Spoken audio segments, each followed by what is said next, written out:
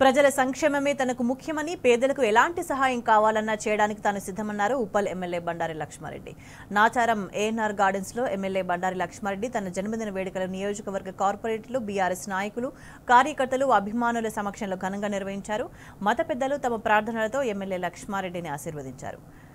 BLR trust ద్వారా మరిన్ని సేవా కార్యక్రమాలు నిర్వహించనున్నట్టు ఆయన తెలిపారు. ఈ కార్యక్రమంలో కార్పొరేటర్లు, బీఆర్ఎస్ సీనియర్ నాయకులు కాసం మైపాల్ రెడ్డి, కొత్త రామారావు, కుమారస్వామి బండారి లక్ష్మారెడ్డికి పుస్తకాలు, పెన్నులను అందించారు.